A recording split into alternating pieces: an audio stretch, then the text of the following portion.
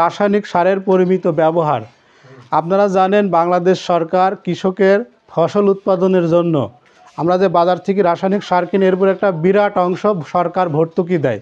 বুঝতে পারছেন, বছরে প্রায় 30,000 কোটি টাকার উপরে রাসায়নিক সারের উপর ভর্তুকি দেয়।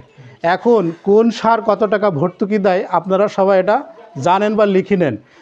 বাংলাদেশ সরকার ইউরিয়া, বুঝছেন, এই যে ইউরিয়া বাজার, এটার ভিতরে যে নাইট্রোজেন আছে, ইউরিয়া আন্তর্জাতিক বাজারে প্রায় 70 থেকে 75 টাকা কেজি দরে সরকার কিনে, আর আপনারা পাচ্ছেন 27 টাকা দরে, প্রায় 43 থেকে 48 টাকা আপনার ইউরিয়া সারের উপর সরকার আপনাদের উপর ভর্তুকি দিচ্ছে।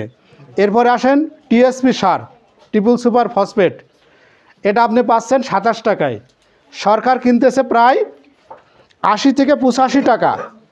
তার মানে আপনি কত টাকা, প্রায় 58 টাকা পর্যন্ত সরকার আপনার এই সারের উপরে কি ভর্তুকি দিচ্ছে। তারপর আপনি কি MOP sir, muriate of potash, যেটা লাল সার আপনারা বলেন, এটা আছে সরকার, এটা আন্তর্জাতিক বাজারে 40 থেকে 45 টাকা কেজি দরে কিনে নিয়ে আসছে, আপনাদের দিচ্ছে 20 টাকা মূল্যে, প্রায় 20 থেকে 25 টাকা সরকার এখানে আপনাদের কি ভর্তুকি দিচ্ছে। এরপর আসেন ডিএপি সার, এটা পাচ্ছেন মাত্র 21 টাকা দামে। আপনারা সরকার আন্তর্জাতিক বাজারে 100 থেকে 105 টাকা দরে এই সারটা কিনে নিয়ে আসছে 21 টাকা। তাহলে আপনার কি প্রায় কত টাকা, 79 থেকে 84 বা 85 টাকা সরকার আপনাদের ভর্তুকি দিচ্ছে। এই যে বছর শেষে যে 30,000 কোটি টাকার যে ভর্তুকি, এটা সম্পূর্ণ সারের উপর সরকার দিচ্ছে। এই কারণে আমরা যারা কৃষিকাজ করব বা ফসল উৎপাদন করব, তারা অবশ্যই আমরা সারের পরিমিতি ব্যবহার করব। আমরা অতিরিক্ত সার ব্যবহার করব না।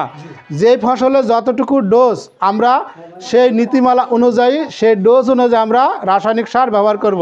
ইনশাআল্লাহ এখন থেকে পারবো না ব্যবহার করতে। ওকে, ধন্যবাদ।